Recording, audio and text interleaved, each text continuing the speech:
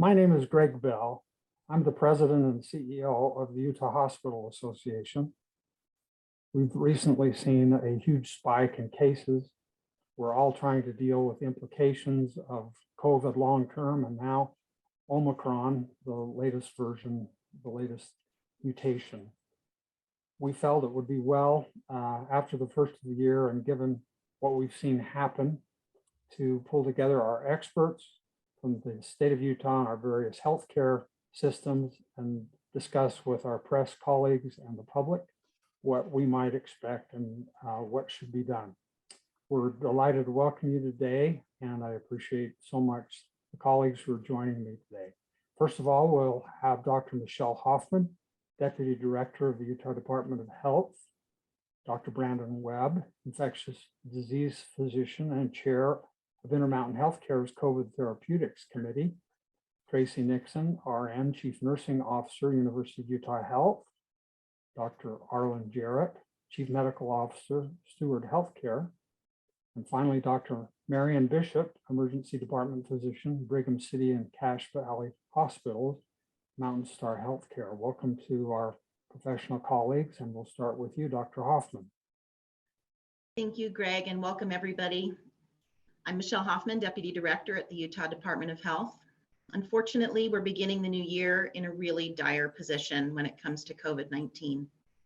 Yesterday, we experienced a record-breaking day in terms of case counts, and today we've broken yesterday's record with 8,913 new cases. There are more people hospitalized than yesterday, 530. There are more people in the ICU than yesterday, 188. And unfortunately, we continue to have people die from COVID-19. We will report 13 new deaths today, including a child. Our testing locations are bursting at the seams. More than 41,000 tests were conducted in the state yesterday. People are spending hours in their vehicles waiting to be tested. If you are seeking out testing, we need your patience. You'll experience potentially very long waits. Come prepared. Similarly, our hospitals are bursting at the seams. Our hospital partners here today will address this further. But they are caring for more patients, especially patients needing critical care, with fewer staff than ever because they're out sick or have simply given all that they can possibly give. Monoclonal antibodies, which have shown so much promise as a treatment that can help prevent serious illness and hospitalization, are in critically short supply. If your strategy was to hedge on getting vaccinated and seek treatment with monoclonal antibodies in the event that you test positive, it is time to rethink your strategy. Omicron has taken over, and only one of the 3 publicly available monoclonal antibody treatments is effective against Omicron. As a result, hospitals and our other treatment partners have stopped using 2 ineffective treatments. Just a couple of weeks ago, we were treating more than 1,000 people a week with monoclonal antibodies. Last month at this time, we were ordering about 1,300 treatments per week. This week, we were only able to order 264. Recently authorized oral antiviral pills are in similarly short supply. We're only receiving about 220 courses of these pills each week. For the most effective oral antivirals and monoclonal antibodies, our statewide treatment capacity is less than 500 people per week. By our estimates, even the most highest risk eligible individuals, we would have 4,200 a week that qualify for these scarce 500 doses and treatment courses. There is some positive news. The one thing that is not in short supply or experiencing significant wait times to take advantage of also happens to be the one thing that is most effective at preventing cases, hospitalizations, and deaths. And of course, as you all know, that one thing is vaccines. Everyone 5 and older is eligible to be vaccinated, and as of today, everyone 12 and older is eligible for a booster dose. We need more people to start their vaccination series that have not. Only half of Utahns 18 and older have had their booster doses, the very best protection that we have against Omicron. We need everyone who is eligible to get their booster doses now. Thank you, Greg. Go ahead, Brandon. Dr. Hoffman, very clearly articulated, we have shifted into a true crisis phase. As the chair of the COVID Therapeutics Committee for Intermountain Healthcare and as a member of the State Crisis Standards of Care Committee, I've been working for almost 2 years now to make treatments available to Utahns who are in most need. And as Dr. Hoffman described, currently the amount of available treatment to Utahns is very, very limited. It's so limited, in fact, that roughly 1 out of 100 new test positive cases every day would have the availability of a treatment. And of those most eligible, like Dr. Hoffman mentioned, only 1 in 10. We live in an all-you-can-eat society where scarcity is a very foreign concept, and this has created a terribly difficult situation. We are following crisis standards of care principles to focus and prioritize the available therapies to the patients who are at highest risk, immunocompromised, and most vulnerable. These are the populations that most closely reflect the patients who are being hospitalized and who are dying of COVID-19. By following these principles, we can ensure equity and fairness and can also clinically prioritize treatment to the patients who are most likely to benefit. Unfortunately, what that means, however, is that many patients will not have access to these treatments. Like Dr. Hoffman also said, it's very important for the public to understand that the single most effective therapy for preventing hospitalization and death is to receive at least 2 doses of vaccination. Those who've wisely chosen to receive at least 2 doses of vaccination have tremendous protective benefit against hospitalization and death. We want to make sure that as we move forward into this most difficult phase, that we understand that we can't simply build a bigger boat. There simply isn't an opportunity to acquire more therapies. Our ethical imperative is to use the resources we do have at our availability to treat the patients who are at the most risk and highest likelihood of benefiting, and to do everything we can as a community to bring down those case numbers and to protect the vulnerable and the high risk. Thank you. Tracy, and then Dr. Jarrett and Dr. Bishop. Good morning. My name is Tracy Nixon. I'm the Chief Nursing Officer for University of Utah Health Hospitals and Clinics. And to add upon what you've already heard, I want to share with you a little bit about the impact of this surge on our ability to staff and take care of our community and our region. This is something we tried to prepare for 2 years ago when we went into this and started our planning when we were fully staffed. Today, our staffing is so incredibly limited because of the healthcare providers and workers that have left healthcare and their professions altogether. So we enter this point in this moment in time, I'm already dramatically understaffed. And now with the increase in staff out due to COVID related reasons, I am unable to care for the patients that we need to. We have closed beds in our hospital, one of the hardest decisions we've ever made. We are facing shifts where we are so understaffed that our staff are afraid to come to work. They're afraid to be here because they know we do not have the staff available to care for the patients in the way they need. On Tuesday of this week, in one of my care departments, I had 3 nurses leave because they can't do this again. They feel like we're going backwards. The new year always, I think, brings hope for all of us, and that we hope this looks differently, and to step into this new year and face such a dramatic increase in our COVID numbers, and to see ourselves back in this place and truly in many ways in a worse position than we were when we started this 2 years ago is incredibly difficult on our teams. We are not able to provide care for our community when we close our beds and when we don't have staff to take care of those patients. We are turning transfers away, people who need this level of care. We were on ambulance divert for 6 hours last night because our ED was overwhelmed with patients seeking care at a time when, again, we don't have staff and we've closed beds and we're unable to provide that. It is a dire time for all of us, for our healthcare teams in particular, to stand in this space again. Thank you. Thank you, Tracy. Thanks, Greg, and thanks to the Utah Hospital Association, Dr. Hoffman, and others, my other esteemed panelists. It's been a delight to work with a number of the people on this panel multiple times each week for the past 2 years. We've gotten to know each other as we've all tried to collaborate and focus our efforts on this pandemic. And I want to thank all of the folks who have joined this call to listen to what the hospital systems have to say. We've done this a few times, and I know that there's a lot of pandemic fatigue going around. Everyone's sick and tired of the pandemic and the inconveniences and miseries that it brings. I want you to know that there's no one that is more acutely affected by this fatigue than our frontline workers in the hospital. Our nurses, doctors, medics, technicians, therapists, social workers, multiple other people that work throughout the healthcare systems.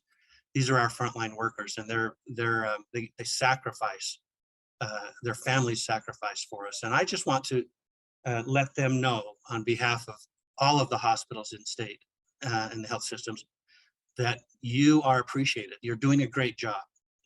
We're grateful to you and your families. And we're so sorry that you have to be the witness to the suffering and sad departing of so many souls under your care. What a wonderful service you have given as you have tenderly and compassionately walked down that final path with so many, most of whom you don't know. And certainly you'll be blessed. We want to thank you. Thank you. You are truly angels among us. And as others have indicated on this call today, we're stepping into another great unknown of this pandemic that will probably be called the Omicron surge. Dramatic increase in cases. Omicron is much more contagious than others. We're still learning a lot about Omicron. We have some of the things that we've learned. We do have some hope that there will be lower hospitalizations and lower death rates with infected cases. But we have concern, and we're seeing that concern play out now, that even though there might be a lower rate, and we don't know that for sure yet, the number of people who are infected is so overwhelming that even a lower rate of hospitalization from these individuals translates into an overwhelming number of hospitalizations and possibly an increased number of deaths. We don't know yet. We have concerns. This is a dire time. And I want to add a message of hope and talk just briefly about some of the things that we can do, we ourselves can do. We have some very effective tools. They've been around for a long time, and we have refined these tools, and we know more about these tools as each passing month goes by, as we get more science behind them. There are 9 general categories of tools listed on the CDC site, but I want to just emphasize 4 of them. And it'll sound like a broken record because you've heard these so many times before, but number 1 on that list is vaccination. Vaccinations work, even against Omicron. We find with Omicron that it's especially important for people to have received their full vaccine doses, including the booster, those who are eligible. When you do this, we know that this is going to help, and that's something that each and every one of us can do. Second important tool is masking, wearing masks. Wearing masks does a number of things. It significantly decreases the spreading of the coronavirus, including Omicron. And it not only protects us, ourselves, from getting Omicron from others, but so much more importantly, it protects others from getting Omicron from us or COVID from us, especially if we didn't know that we had it. So wearing masks continues to be so vitally important. Third, avoiding large or poorly ventilated crowds. This is difficult to do, but in the next coming weeks and months, we may find that we just need to do this at a greater level than we've been doing in the past. This works.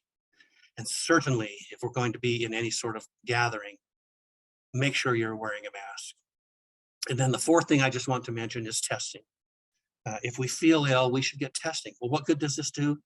Well, the main good thing that it does is that it may motivate us. If we have a positive test, it may motivate us to put that mask on when maybe we didn't wear it before. It may motivate us to not go to that family party that we really wanted to go to.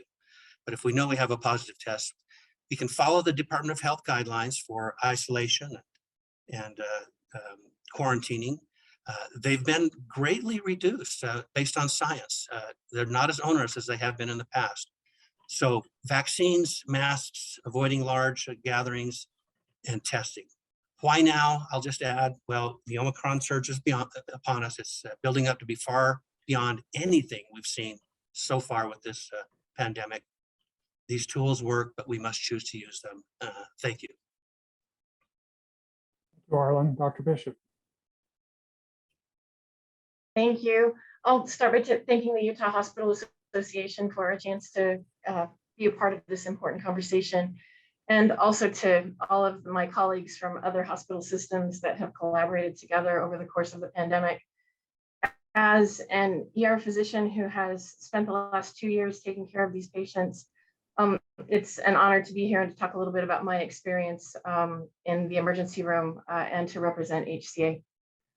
Some of what I say will be a little bit of a repeat of what has been said, but I'll try and perhaps maybe give a little bit of that frontline perspective. Each of the phases of the pandemic has brought its own challenge. And as people have already stated, the challenge of Omicron, we hope isn't severity of illness, but definitely is going to be the volume of sick patients. And even if, from a percentage basis, we are seeing fewer very sick patients, if more of us get sick all at the same time, that is going to be a very big challenge indeed. The tools we have to fight the virus, as people have said, are not perfect, but they're profoundly helpful. And I would echo everything everyone has said about vaccines and masking. And in particular about vaccines, I would just provide experience that I've had in the emergency room. I've taken care of more COVID patients over the course of the last 2 years than I can count. I've now seen enough patients with breakthrough infections, people who are immunized, who've had both doses, and sometimes a booster, to tell you that those are two very different diseases. They don't look very much alike at all. Unimmunized patients, I have to give a pretty grim prognosis to when they land in the emergency room. We're always incredibly relieved to hear that a COVID positive patient has been immunized, because we can tell them to plan for what is likely to be a much easier course of illness. And that's always a happy thing that I can do. I'd repeat the statistics that are currently on the Utah Department of Health website that talk about unvaccinated Utahns are almost 17 times more likely to die from the virus than vaccinated Utahns. And unvaccinated folks are 9.2 times more likely to be hospitalized. These statistics completely, 100% bear out what my on-the-ground experience is telling me in the emergency room. There is protection from the vaccine, and I would echo everything everyone else has said, that it's worth getting. Second, masks can be incredibly important, especially in large groups. I know sometimes they're a hassle to wear, but I think being willing to wear them across the course of the next 6 to 12 weeks could be a real blessing to the friends and neighbors that we care about, and also to protecting ourselves. I'm incredibly proud of the work my coworkers and I have done in the last 2 years. I work with a cohort of fierce, passionate people, and I'm just so proud to be a part of them. But we need your help, and I'm just asking you to bear with us for another short period of time and to give us some support so that we can continue to help you. Please get vaccinated, and consider it if you haven't been. Be willing to wear a mask when you're in a large group, and you stay at home if you don't feel well. You deserve the rest, and it will protect all of us as well. Those of us working in hospitals every day would be so grateful for these small measures, and I think it would help us all get through this together. Thank you to all our panelists. Let me now place some questions to our panelists. Let's combine Max Roth's and Lincoln Graves' Dr. Webb. They're asking, what is it about Omicron that has caused such a massive spike in cases, 50% again? higher than we had during our last winter surge.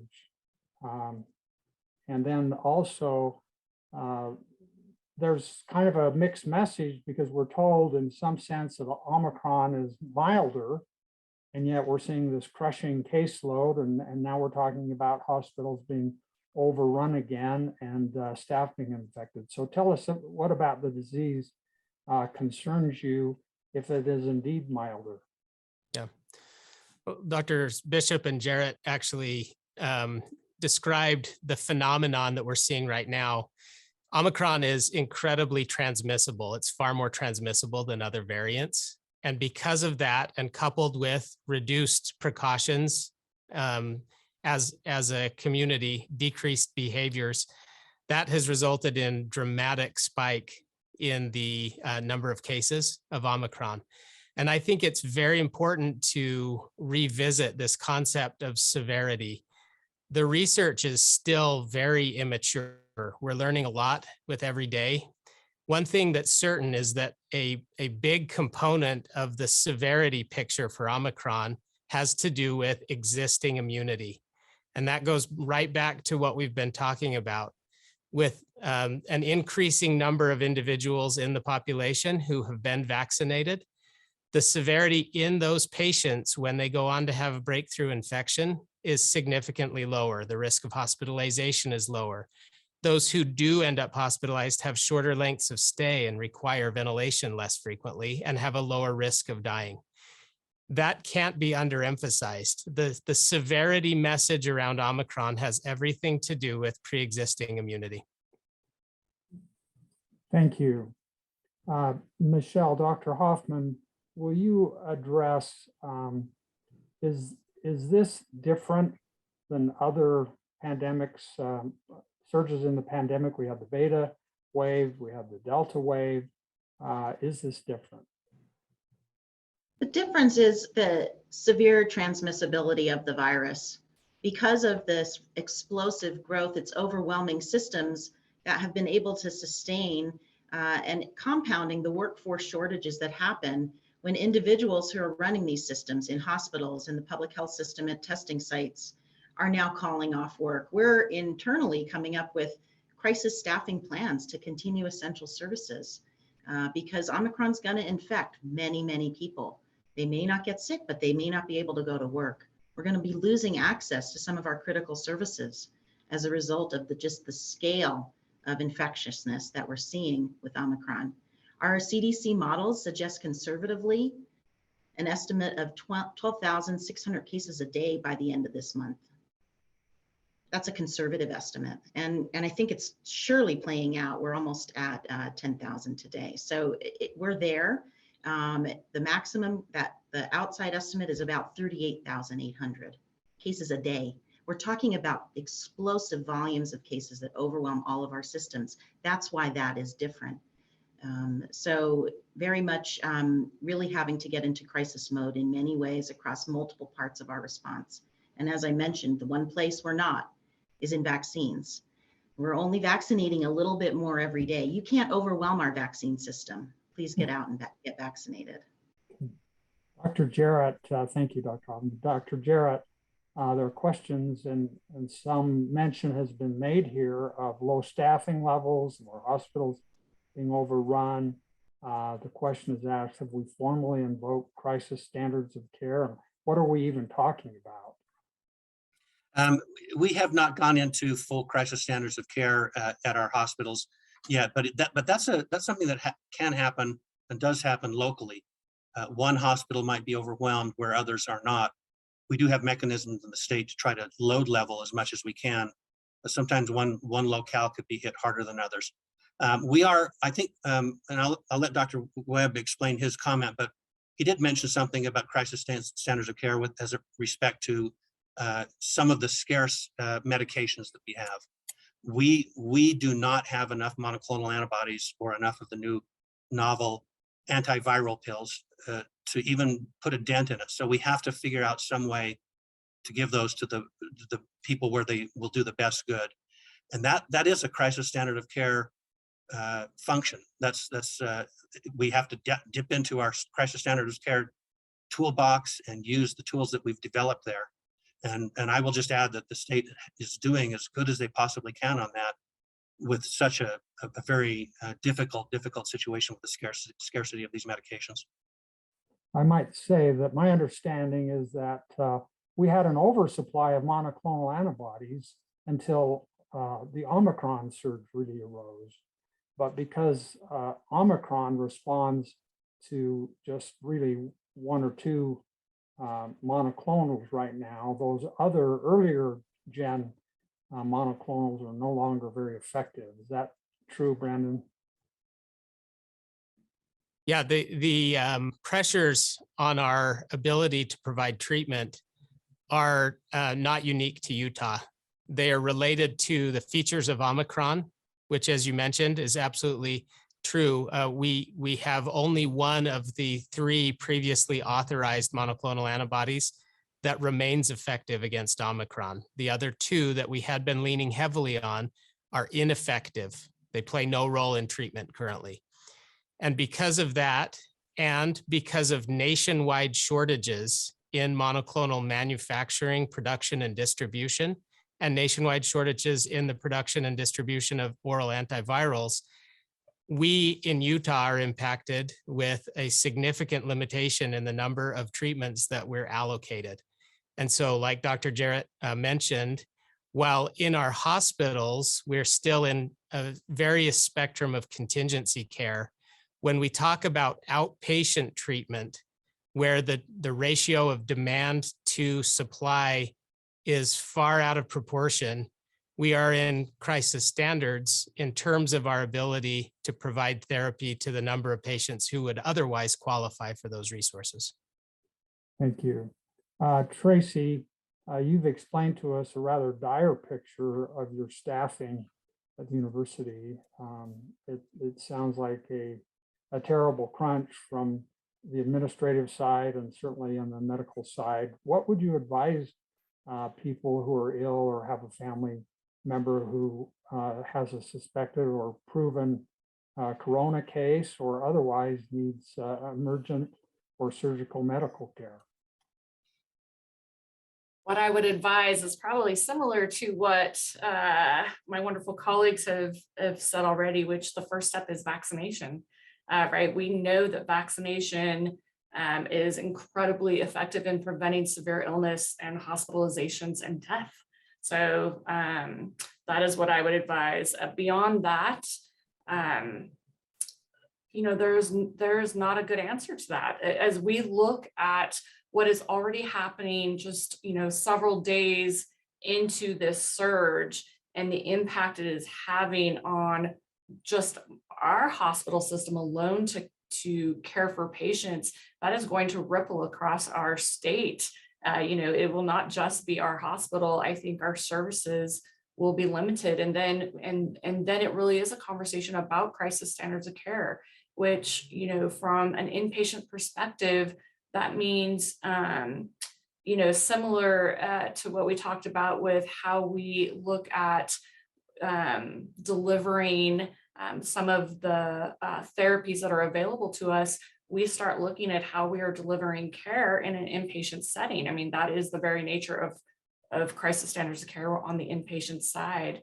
And that is not a place any of us want to be. I mean, that is probably one of the most difficult and challenging places to think about or to plan for, but we are actively in that space right now, right? We are talking about that and trying to figure out how we do this. We are likely looking at having to close more beds, but this is just starting. And so that is what we have to look at. So please get vaccinated, please be safe, wear your masks, stay home, get tested, and help us get through this so that we can take care of our community. Dr. Bishop, let me ask you the similar question. What are you seeing? You're more in the northern part of the state. I think, we have never stopped seeing COVID. We've the public has perceptions of peaks and valleys, but for us it's been pretty steady, plus or minus a little bit. And we have not begun to see a huge increase in hospitalizations yet, but I anticipate that will follow as it always does. the case counts come first, and then 2 or 3 weeks later, we're seeing very sick patients in the hospital. Would you advise people not to come to the emergency room if they need care? No, absolutely not. I would, we want to take care of everyone that needs our help. And that's why I think a plea to